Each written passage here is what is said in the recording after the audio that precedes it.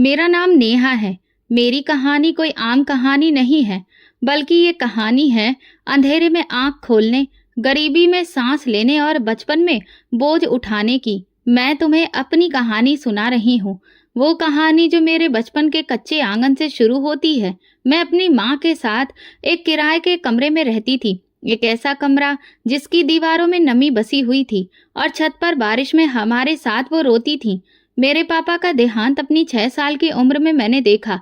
इतनी छोटी थी कि मैं शायद पूरी तरह से ये समझ भी ना पाऊं कि मौत क्या होती है। बस इतना जानती थी कि जो चेहरा मैं हर रोज देखा करती थी, वो एक दिन हमेशा के लिए आंख बंद करके चला गया था। पापा की मौत के बाद माँ ने दुनिया के सामने अपने आंसू छुपाए। उन्होंने हमारे छोटे से वजूद को सहारा दिया और हर रोज किसी न किसी के घर बर्तन धोने, पोछा लगाने और कपड़े धोने चली जाती थी। उनके हाथ अक्सर फट जाते थे, उंगलियों में छाले पड़ जाते थे, लेकिन वो एक दिन भी नहीं रुकी। उन्होंने अपनी सांसों में मेरे लिए हिम्मत भर ली थी। एक दिन मैंने माँ से पूछा, माँ मैं भी स्कूल जाऊं? उन्होंने मेरे बालों पर हाथ फेर कर कहा, बेटा स्कूल की फीस भला कहाँ से आएगी? किताबें, ड्रेस, जूते सब कुछ होना चाहिए स्कूल के लिए। हमारे नसीब में तो बस इतना है कि किसी तरह 2 वक्त की रोटी मिल जाए। मुझे उनकी आंखों में छुपी हुई शर्मिंदगी नजर आई, जैसे वो खुद को कसूरवार समझती हो कि मैं पढ़ नहीं सकती। लेकिन सच्चाई ये थी कि हमारे नसीब में कुछ भी आसान नहीं लिखा था। जहां वो काम करती थी, वहां से कभी 3,000 तो कभी 4,000 महीने के मिलते। महीना खत्म होने से पहले ही अक्सर पैसे खत्म हो जाते थे। कभी चावल उधार आता तो कभी बिना तेल के ही खाना पकाया जाता था। जब मैं थोड़ी सी बड़ी हुई, लगभग 10 साल की, तो माँ के साथ 2 घरों में मैं भी जाने लगी। माँ कहती थी, कम से कम तुम्हें कुछ सीखने को तो मिलेगा। मैं सीखना चाहती थी बहुत कुछ, लेकिन शायद किस्मत को तो कुछ और ही मंजूर था। जहां भी गई 2 दिन बाद बस ये कहकर निकाल दिया गया कि ये बच्ची कोई काम ढंग से नहीं करती है, बल्कि ये चीजें तोड़ देती है, बात भी नहीं सुनती है। मैं बात सुनती थी, लेकिन मेरे हाथ छोटे थे, शरीर नाजुक था और वक्त मेरे खिलाफ चल रहा था। एक घर की मालकिन ने तो सीधा कह दिया, बच्ची है, ये काम के लायक नहीं है, इसे किसी और जगह भेज दो। माँ चुपचाप सुनती रही। उनकी नजर मेरे चेहरे से हटकर जमीन में चली गई। मुझे अंदाजा हुआ कि मेरे नाकाम होने से माँ का दिल कितना टूट जाता है। मैंने उनके चेहरे पर वो दुख देखा जो उन्होंने कभी जुबान से नहीं कहा था। अक्सर ऐसा होता कि रात को माँ मेरे पास बैठकर कहती, नेहा हम कभी अमीर नहीं होंगे, लेकिन हमें ईमानदार बन के रहना है। जिंदगी जितनी कठोर हो, हिम्मत नहीं हारनी है।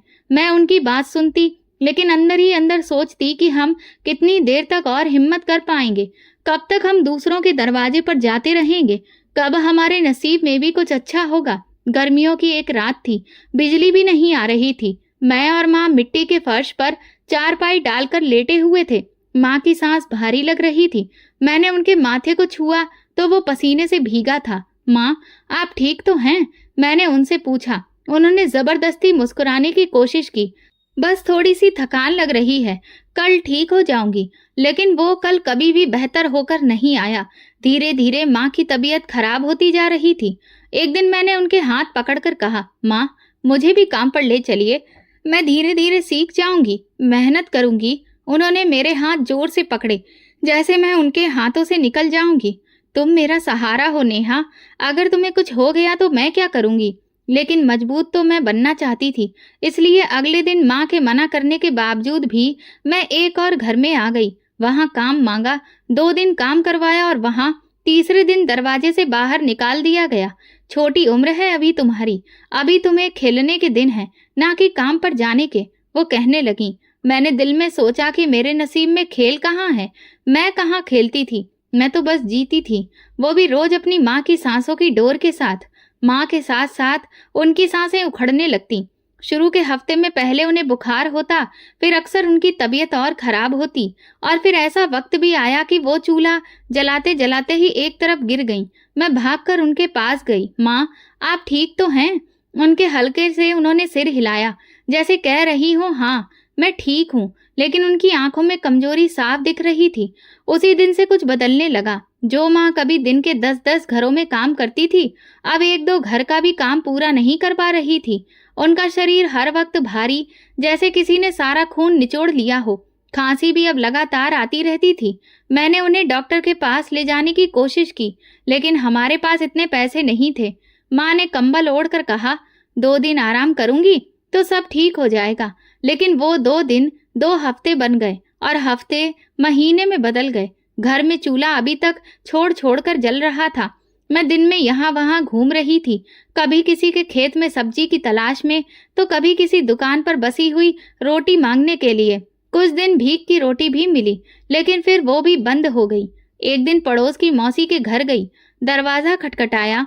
वो जब बाहर आई तो मैंने धीरे से कहा, मौसी, माँ के लिए थोड़ा सा दूध अगर मिल जाता, उन्हें बहुत कमजोरी हो रही है। उन्होंने मेरी तरफ देखकर कहा, नेहा, हम भी किसी के आश्रय पर हैं, रोज रोज कुछ भी देना हमारे बस में नहीं है। फिर दरवाजा बंद कर दिया। मैं चुपचाप लौट आई, हाथ खाली और दिल में दरार। वो मौसी जिन्होंने माँ के साथ बैठकर कई बरसों तक नाश्ता किया, जिनकी बीमारी में माँ ने उनकी सेवा की थी, आज जरूरत पड़ने पर उन्होंने मुंह फेर लिया था। माँ का चेहरा अब सफेद सा पड़ने लगा था।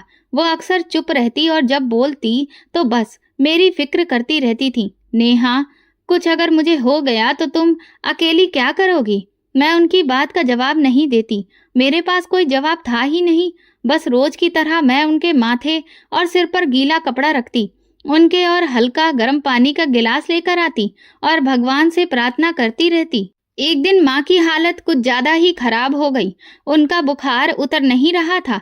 मोहल्ले में जिस किसी से भी मदद मांगी, सबने कोई न कोई बहाना बना दिया। एक औरत ने कहा, तुम्हारी माँ का इलाज कराया तो फिर कल और लोग आ जाएंगे। अब ये सब कुछ करना हमारे बस की बात तो नहीं है।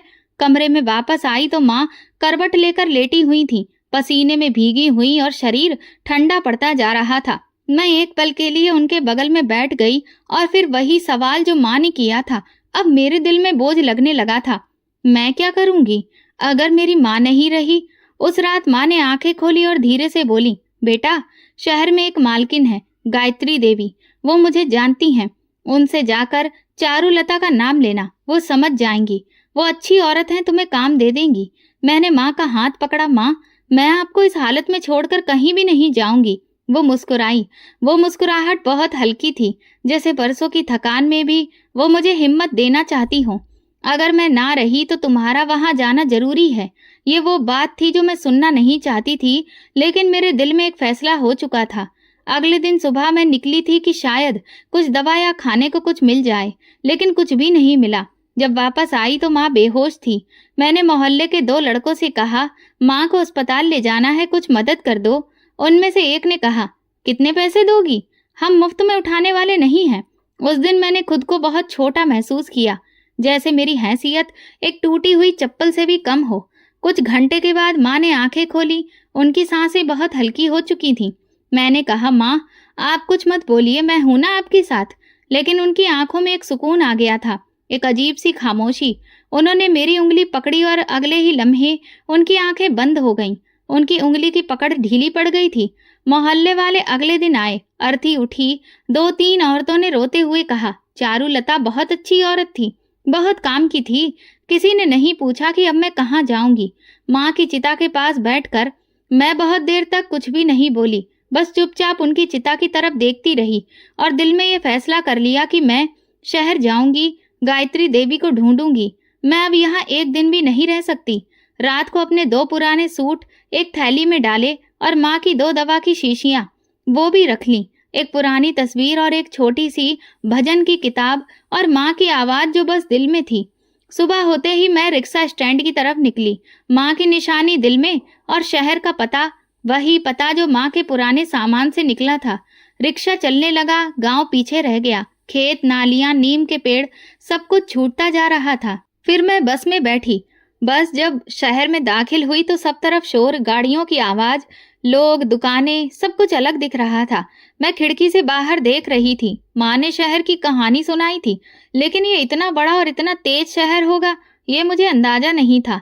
तकरीबन 1 घंटे के बाद बस एक बड़े बंगले के सामने आकर रुकी। मैं थोड़ी देर खड़ी रही। दीवारें ऊंची थी, गेट लोहे का था, ऊपर सोने के जैसा कटाव। दिल में बहुत घबराहट हो रही थी। एक जगह मेरे लिए नहीं थी। गेट पर एक चौकीदार खड़ा था, उसके सर पर टोपी थी और हाथ में लाठी। मैंने धीरे से कहा, मुझे गायत्री देवी से मिलना है। चौकीदार ने घूर कर देखा। तुम कौन हो? मैंने कहा, मैं नेहा, चारुलता की बेटी। वो उनकी नौकरानी थी। वो कुछ देर चुप रहा, फिर गेट खोलकर अंदर चला गया। मैं वहीं पर खड़ी रही। दिल की धड़कन तेज हो चुकी थी। 5 मिनट बाद वो वापस आया और बोला, मालकिन बुला रही हैं। मैं अंदर गई तो जैसे किसी और ही दुनिया में आ गई थी। दीवारें ऐसी लग रही थी जैसे सोने की बनी हो। दीवारों पर काफी सारी तस्वीरें थीं। हर कोने से खुशबू आ रही थी। मैं दरवाजे पर जूते उतारकर अंदर गई। मालकिन लॉन्ज में सोफे पर बैठी थी। वो ठीक ठाक उम्र की औरत थी, कपड़े साफ सुथरे और चेहरे पर नमी। उन्होंने मुझे आते ही ध्यान से देखा। नेहा, उन्होंने सवाल किया। मैंने सर हिलाया। जी मालकिन, मैं चारुलता की बेटी हूँ। माँ इस दुनिया में नहीं रही है। ये सुनते ही उन्होंने आंखें बंद कर ली और फिर उठकर मेरे पास आईं। मेरे सर पर हाथ रखकर बोली, भगवान तुम्हें सब्र दे। तुम्हारी माँ बहुत अच्छी औरत थी। तुम यहाँ रहो, इस घर में तुम्हें कोई दिक्कत नहीं होगी। मैंने झुककर उन्हें नमस्ते किया। पहली बार किसी ने मुझे ऐसी तसल्ली से देखा था। मालकिन ने चौकीदार को बुलाया। इसको गेस्ट रूम दिखाओ, इसका सामान रखवाओ। कमरा देखकर तो मैं हैरान रह गई थी।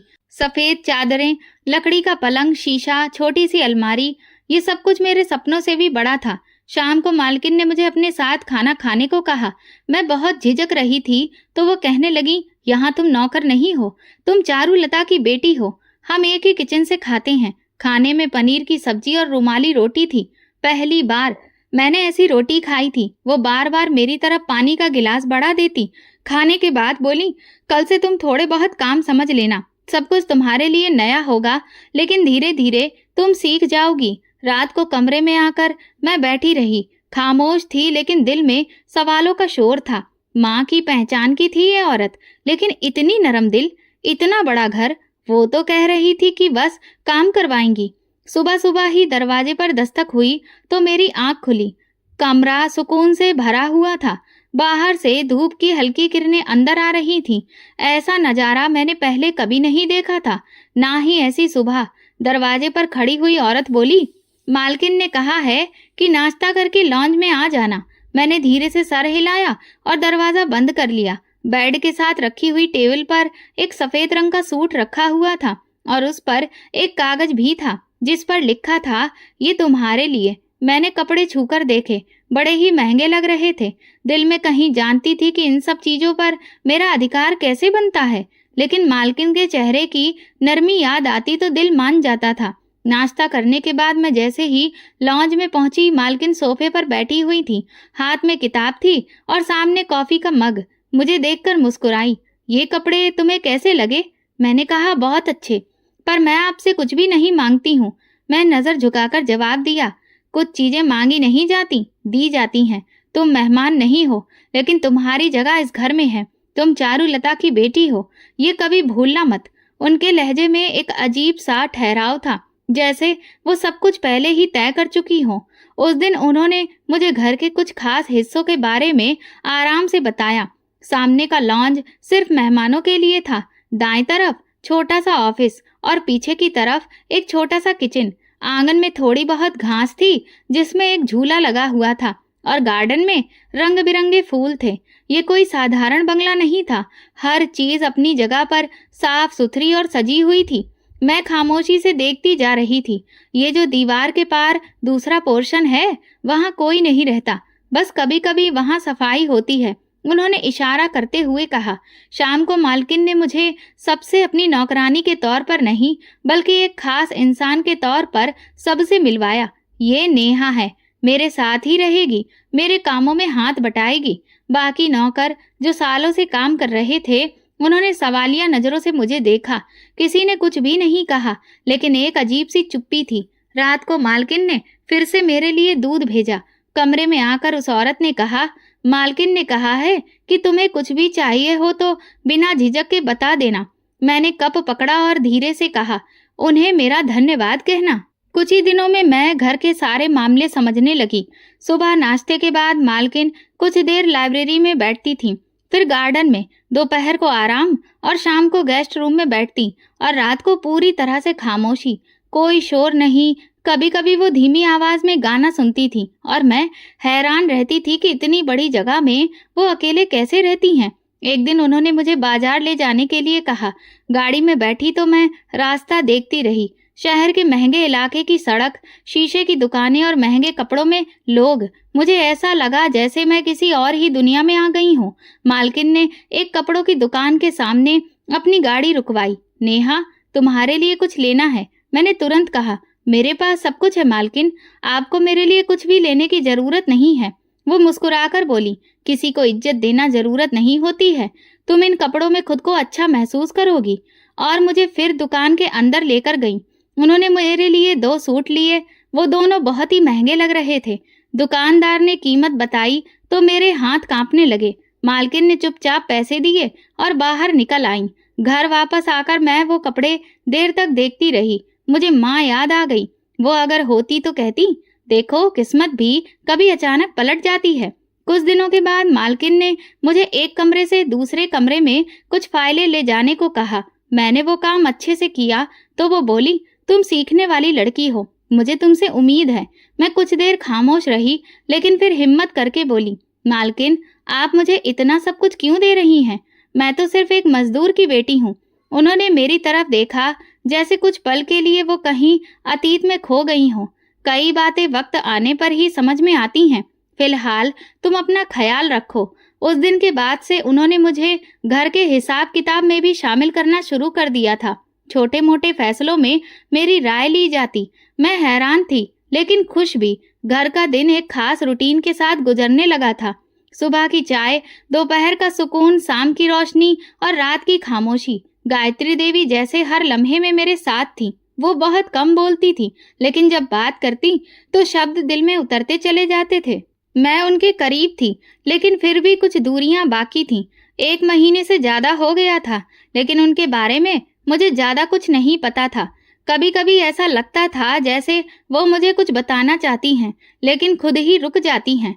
वो जब गार्डन में बैठती तो उनकी आंखें कहीं दूर देख रही होती।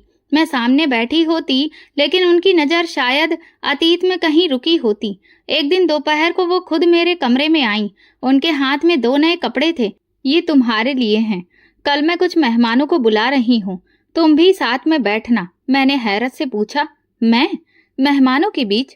उन्होंने सिर हिलाया। हाँ, तुम इस घर का हिस्सा हो, अनजान नहीं हो। फिर कुछ पलों के लिए खामोशी रही। फिर वो बोली, मैं चाहती हूँ कि लोग तुम्हें उस नज़र से देखें जैसे मैं देखती हूँ। मेहमान आए तो वाकई में माहौल बदल गया। 2 औरतें, एक आदमी और 2 छोटे बच्चे। सब ने मुझसे बहुत ही अच्छे तरीके से बात की।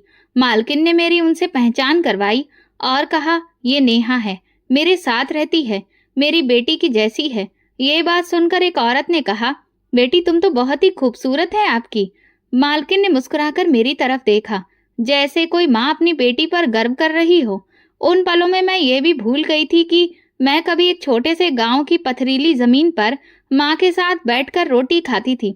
लेकिन कुछ सवाल ऐसे होते हैं जो हर खुशी के लम्हे में मन के कोने से झांकने लगते हैं।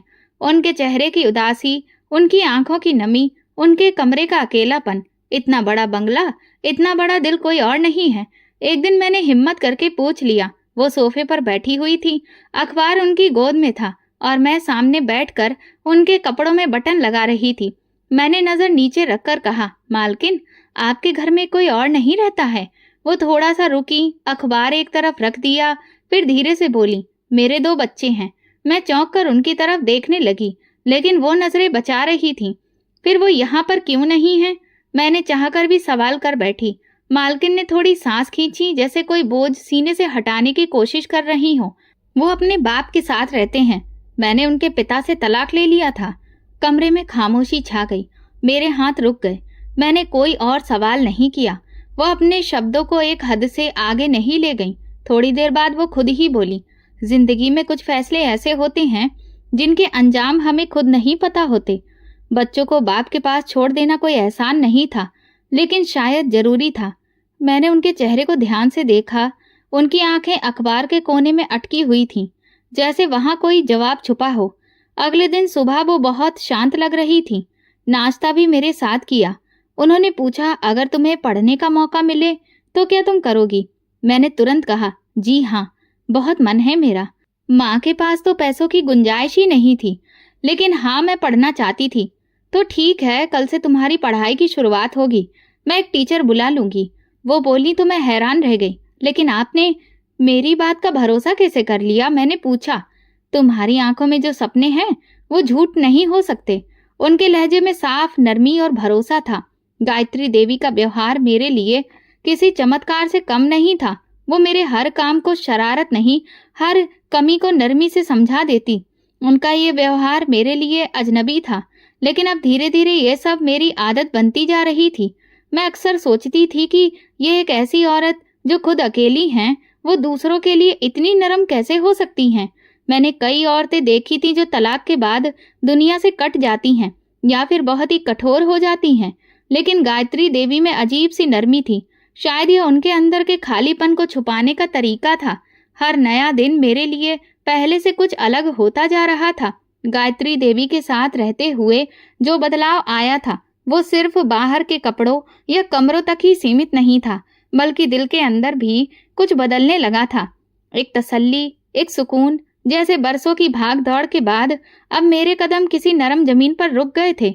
गायत्री देवी का अंदाज रोजमर्रा के मामलों में भी कुछ ऐसा था कि वो बार बार मुझे अपनी माँ की याद दिलाती रहती थी। फर्क सिर्फ इतना था कि माँ ने मुझे गरीबी में पाला था और ये औरत मुझे अमीरी में मेरी परवरिश कर रही थी। एक दिन दोपहर को मैं किताब लेकर आंगन में बैठी थी। वो लॉन की कुर्सी पर बैठी थी और हाथ में कुछ सिलाई का सामान था। मैंने उन्हें देखा और पूछा, मालकिन, आप खुद अपने कपड़ों पर काम करती हैं? उन्होंने मुस्कुराकर जवाब दिया, कभी कभी दिल करता है हाथ चलाने का। खाली बैठकर क्या सोचूं? मैं किताब बंद करके उनके पास गई। ये आपने मुझे जो किताबें दी हैं, इनमें से एक में औरतों की कहानियां थीं। सबने बहुत दुख झेले, लेकिन आपकी जैसी औरत की कहानी नहीं थी जो दूसरों का दुख बुनती है। उन्होंने सिलाई रोक कर मेरी तरफ देखा। हर औरत की अपनी कहानी होती है। कुछ कहानियां लिखी जाती हैं, कुछ बस जली जाती हैं। कभी कभी उनके अंदाज से महसूस होता जैसे वो मेरा अतीत भुला देना चाहती हो, जैसे वो चाहती हो कि मैं एक नई जिंदगी की बुनियाद पर अपनी पहचान बनाऊं। लेकिन मैंने कभी भी खुद को उस घर की मालकिन नहीं समझा और ना ही उनका व्यवहार मुझे नौकरानी जैसा महसूस होने देता था। ना बेटी होने का बोझ डालता था। एक बीच की जगह थी, ना जो खाली थी ना पूरी थी। मालकिन ने मुझसे कभी सवाल नहीं किया, ना मेरे अतीत को कुरेदने की कोशिश की, ना मुझे ये याद दिलाया कि मैं कहाँ से आई हूँ।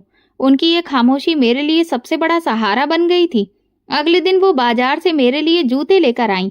तुम्हारे पैर में पुराने जूते हैं, चलते वक्त आवाज करते हैं, ये पहन लो।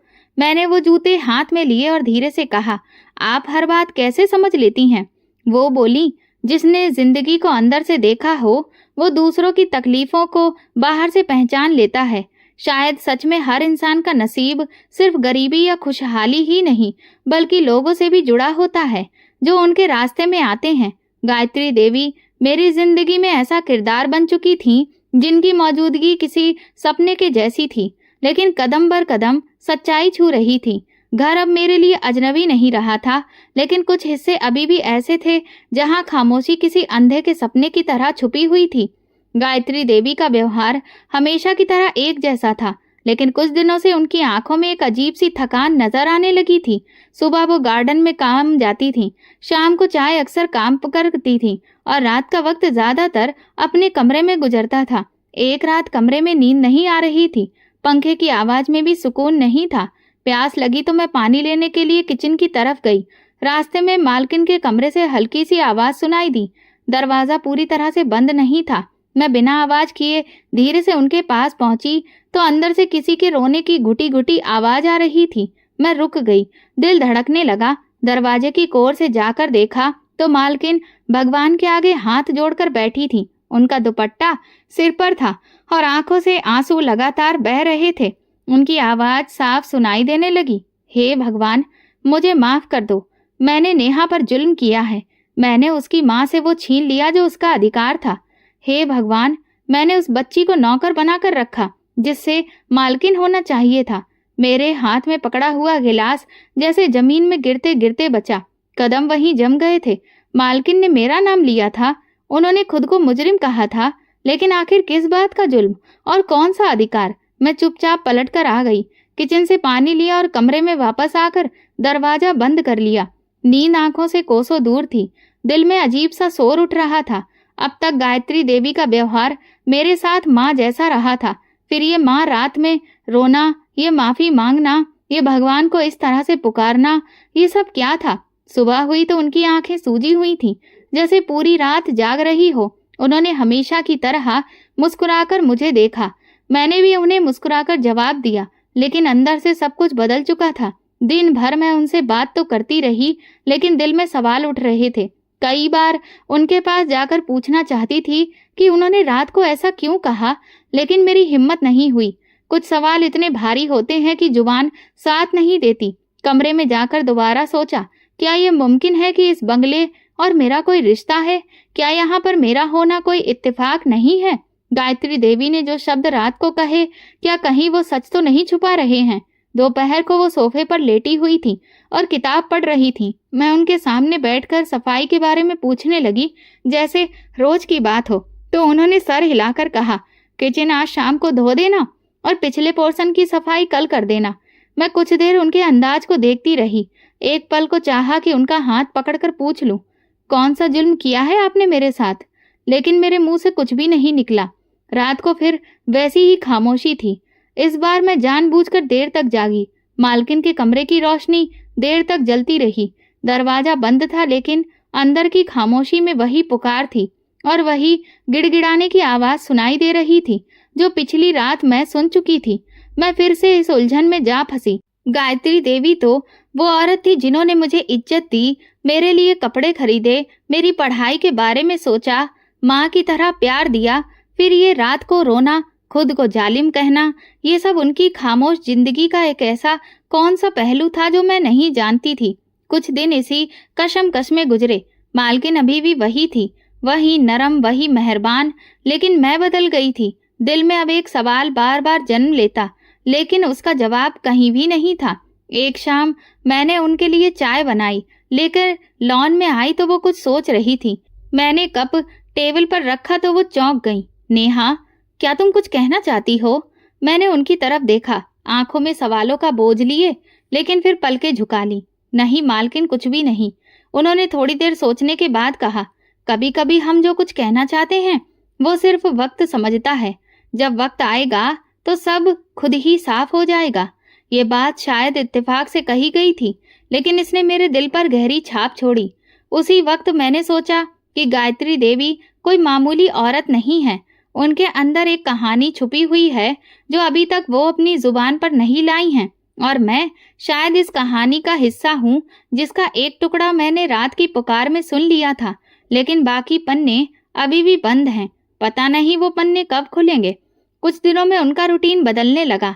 सुबह जल्दी उठना कम हो गया था। दिन भर वो कमरे में बंद रहने लगी थी। घर के नौकर भी अब उलझन में थे, लेकिन किसी में इतनी हिम्मत नहीं थी कि उनसे पूछे कि सब ठीक है ना।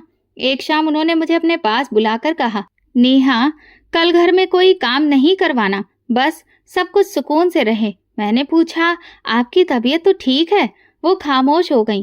कुछ पल बाद धीरे से बोली, बस दिल चाहता है कल कुछ भी ना हो, सिर्फ खामोशी हो। उनकी ये बात मामूली नहीं थी। मैं उनका लहजा पहचानने लगी थी। वो कुछ छुपा रही थी या शायद कुछ तय कर चुकी थी, लेकिन फिर भी मैंने कुछ भी नहीं पूछा।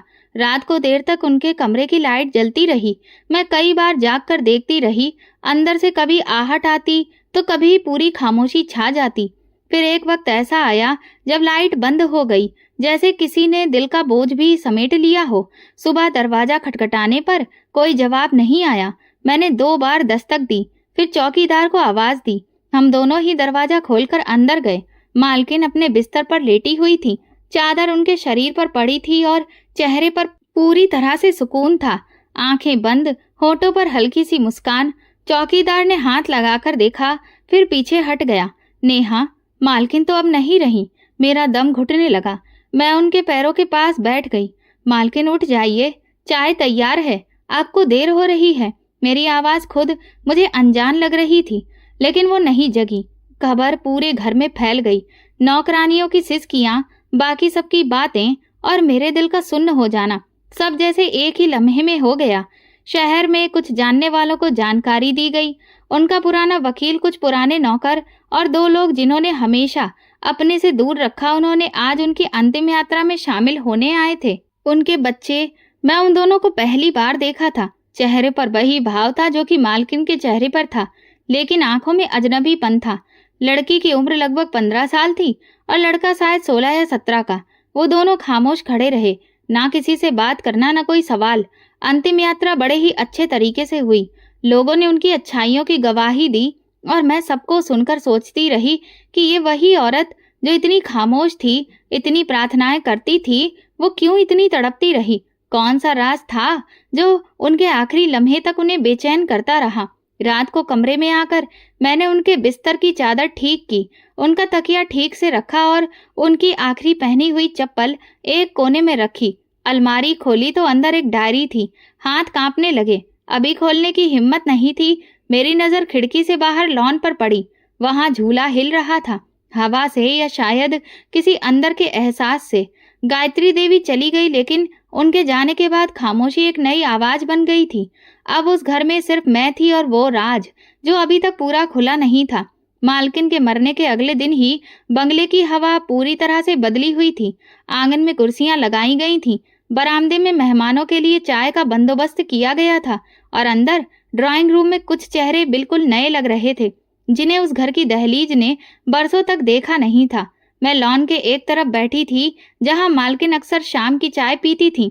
उनका वो खास सफेद रंग का कप अभी भी ट्रे में रखा हुआ था, जिसे कल रात से किसी ने नहीं हटाया था। दोपहर होते ही 2 गाड़ियां गेट के बाहर आकर रुकी। एक में वही लड़का और लड़की उतरे जिन्हें कल मैंने देखा था। उनके साथ एक ठीक ठाक उम्र का आदमी भी था, जिसके कपड़े साफ सुथरे थे।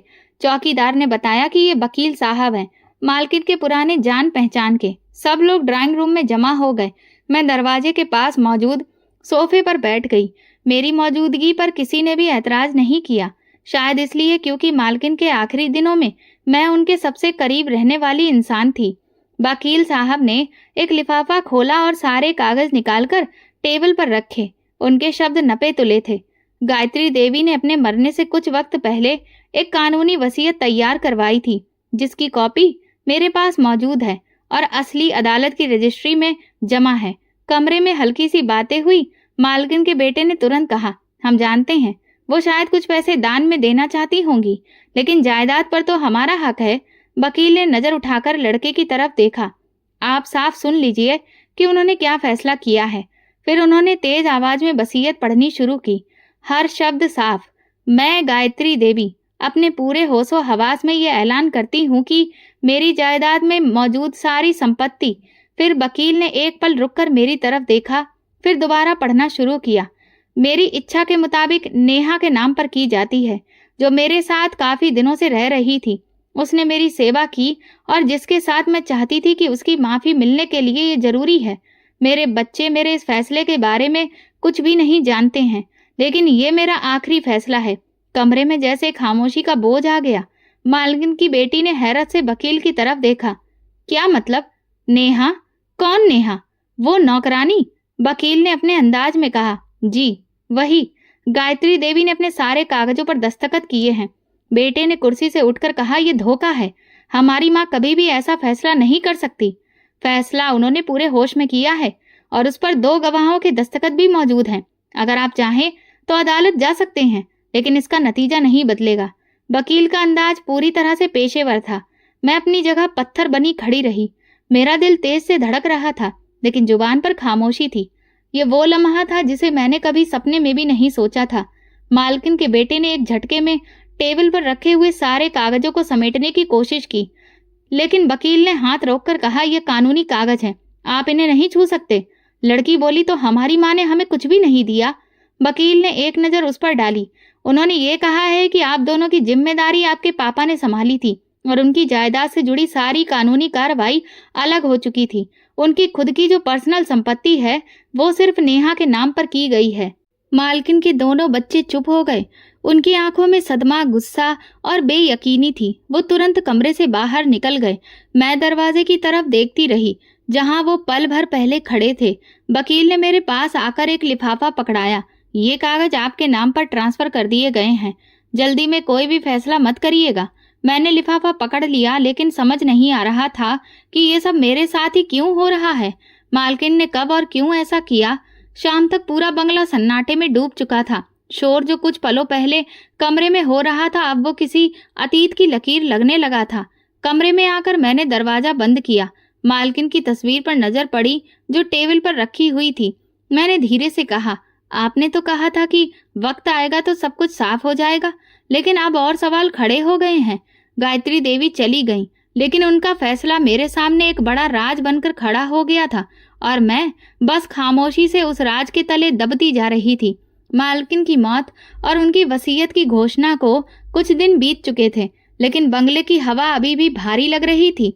कानूनी कार्रवाइयां जारी थी और मैं नेहा वही थी, लेकिन अब नाम के साथ साथ जायदाद की बारिश कहलाने लगी थी। मैंने न किसी कागज पर दस्तखत किए थे और ना ही कुछ भी अब तक अपनाया था, लेकिन लोग मुझे नए नाम से पुकारने लगे थे। कभी चौकीदार मुझे मैडम जी कहकर बुलाता, कभी नौकरानियां सर झुकाकर सम्मान देती थीं। उन सबका व्यवहार बदल गया था, लेकिन मैं वैसे ही थी। बस एक गहरी खामोशी मेरे अंदर उतरती जा रही थी। इस खामोशी के दौरान एक अजीब सी बात हुई। एक सुबह मेरे हाथ की ऊपरी परत पर हल्की सी खुजली महसूस हुई।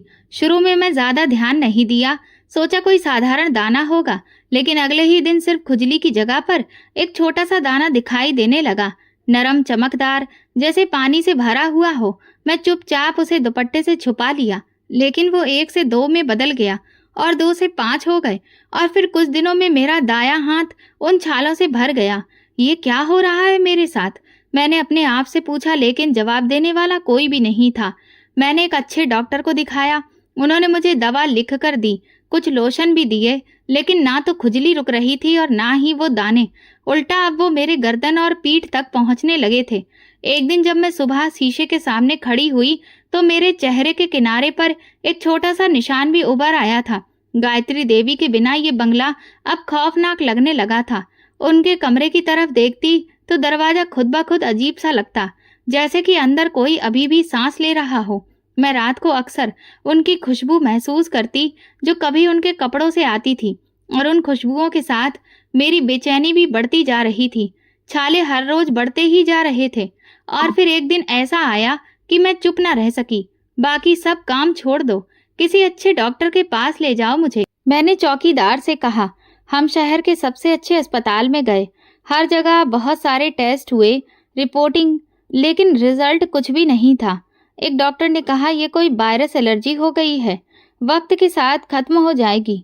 दूसरे ने कहा ये शायद मानसिक प्रेशर की वजह से है, मरीज को आराम की जरूरत है। तीसरे ने हाथ जोड़ दिए, ऐसा कुछ मैंने पहली बार देखा है। दवा दे रहा हूँ, अगर कोई असर न हो तो किसी और बेहतरीन डॉक्टर के पास जाइएगा जो चर्म रोग का विशेषज्ञ हो। मैंने हर दवा इस्तेमाल की, परहेज किया, लेकिन मेरी खाल पर दाने अब बहुत ही कठोर होने लगे थे। न खुजली कम हो रही थी और ना ही सूजन। दूरी बनाकर रहने लगे थे सब। किचन में बर्तन भी अलग कर दिए गए। मेरा बिस्तर भी अलग होना शुरू कर दिया, जैसे मैं किसी खतरनाक बीमारी की चपेट में आ गई हूँ। रात को जब मैं गायत्री देवी की पुरानी कुर्सी पर बैठी थी तो उनका साया महसूस होता। मैं उनकी तरफ देखकर कहती, मालकिन आपने कहा था कि सब कुछ साफ हो जाएगा, लेकिन मेरे शरीर पर ये निशान, ये किस चीज का संदेश दे रहे हैं? चौकीदार ने मुझे कई दिन से परेशान देखा तो एक शाम को आकर मुझसे बोला, मैडम अगर आप इजाजत दे तो किसी अच्छे बाबा को बुलाएं। वो कहते हैं कभी कभी ऐसे मामलों में वही लोग समझ सकते हैं। मैंने कुछ देर खामोशी के बाद कहा, ठीक है बुला लो, किसी न किसी को तो समझ आना चाहिए कि मेरे साथ हो क्या रहा है। अगले दिन एक बाबा आया। वो तकरीबन 60 साल के करीब थे, साधारण कपड़े, धीमी आवाज। उन्होंने मुझसे पूछा, बेटा ये बीमारी तुम्हें कब से है? मैंने उन्हें सब बता दिया। वो कुछ देर चुप रहे, फिर पूछा, तुम्हारा मालकिन से रिश्ता क्या था? मैंने सिर्फ इतना कहा, वो मेरे लिए माँ के जैसी थी और उनकी मौत के बाद ही ये सब शुरू हुआ है। उन्होंने कुछ मंत्र पढ़े, मंत्र पढ़कर मेरे ऊपर से उतारे, कमरे का जायजा लिया और फिर रुककर बोले, ये जो आपके शरीर पर हो रहा है ये कोई आम बीमारी नहीं लगती है, ये किसी दिल के बोझ या राज की निशानी हो सकती है। राज? उन्होंने धीरे से कहा, कभी कभी हम लोगों के करीब होते हैं, उनसे कोई बात छुपी रहती है, लेकिन वो बात हमें बार बार अपनी तरफ खींचती है। कमरे में खामोशी छा गई। बाबा जी ने मेरे चेहरे की तरफ देखा, फिर बोले, अगर तुम इजाजत दो तो एक बात कहूँ। हाँ कहिए। मालकिन को जिस जगह पर जलाया गया है उसी जगह पर जाओ, शायद वहां पर तुम्हें वो जवाब मिले जो तुम्हें कोई भी नहीं दे सकता। मेरे हाथ खुद से उन दानों को छुपाने लगे, लेकिन मेरे दिल में जैसे सोच लिया था कि शायद अब जवाब इस आंखों से दिखने वाली दुनिया में नहीं, बल्कि हवा में खुली हुई उस शक्ति में मौजूद है जहां खामोशी खुद सब कुछ कहती है। सुबह की पहली किरण हुई तो मेरी आंख खुली, लेकिन नींद जैसे सारी रात नहीं आई थी। तुम्हें शमशान घाट जाना चाहिए, शायद वही तुम्हें जवाब मिलेगा। पिछली रात के बाद मेरे दिल में एक अजीब सी बेचैनी हो रही थी। दाने ऐसा लग रहे थे कि सिर्फ शरीर पर नहीं दिल पर भी हो गए थे। मैंने खामोशी से एक कपड़े बदले और चौकीदार को आवाज दी, शमशान घाट ले जा सकते हो?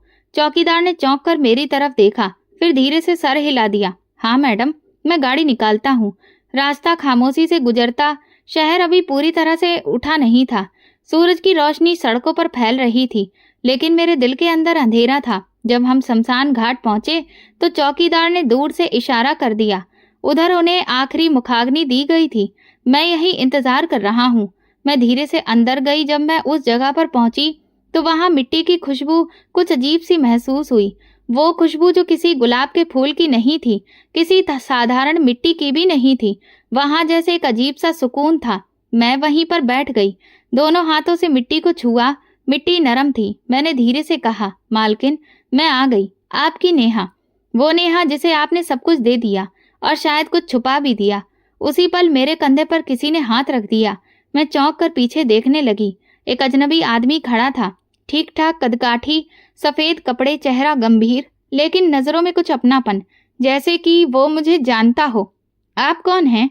मैंने थोड़ा दूर होते हुए पूछा।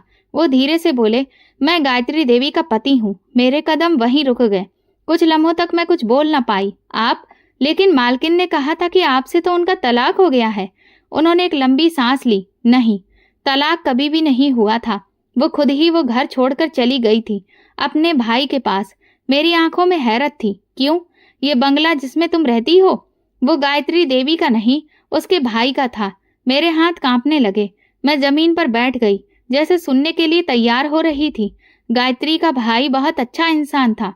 उसने अपनी मेहनत से ये घर बनाया था। उसकी एक बेटी थी और एक पत्नी थी, लेकिन अचानक उसकी मौत हो गई और फिर गायत्री ने उन दोनों को उस घर से निकाल दिया। मैंने करहा कर कहा, बेटी? कौन? उन्होंने कुछ देर मुझे देखा, फिर बोले, वो बेटी तुम हो नेहा। तुम्हारी माँ चारुलता गायत्री की भाभी थी। तुम इस घर की असली वारिस हो। मेरे दिल की धड़कन एक लम्हे के लिए रुक गई। जब गायत्री ने भाई के कागजों को बदलवा दिया था और ज्यादातर संपत्ति अपने नाम कर ली थी, तब तुम सिर्फ 2 महीने की थी। तुम्हारी माँ को उसने बेइज्जत करके घर से निकाल दिया था और तुम अपनी माँ की गोद में गांव चली गई। मेरे होंठ सूख गए, जुबान साथ छोड़ गई। मैं कुछ बोलना चाहती थी, लेकिन आवाज नहीं निकली। मैंने उसे बहुत रोका, लड़ाई भी लड़ी, लेकिन उसने मुझे भी छोड़ दिया। मुझसे कहा कि मैं जायदाद के पीछे हूँ, लेकिन सच्चाई ये थी कि वो सब कुछ अपने नाम पर करना चाहती थी। मैंने कांपती आवाज में कहा, तो उसके बाद क्या हुआ? उन्होंने कुछ भी नहीं किया। क्या नहीं किया? हर रात रोई, तुम्हारी माँ से माफी मांगना चाही, लेकिन चारुलता कहीं नहीं मिली। वो तुम्हें भी ढूंढने निकली। जब तुम्हारी माँ ने तुम्हें वापस शहर भेजा, तब तक गायत्री पछतावे में जल चुकी थी।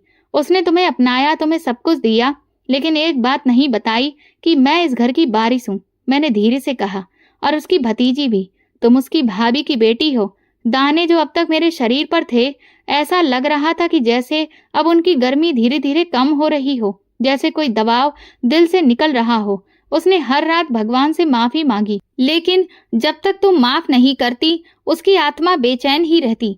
मैंने सामने आसमान को देखा और कहा, मैं तो उन्हें तभी माफ कर चुकी थी जब उन्होंने मुझे माँ की तरह प्यार देने लगी थी।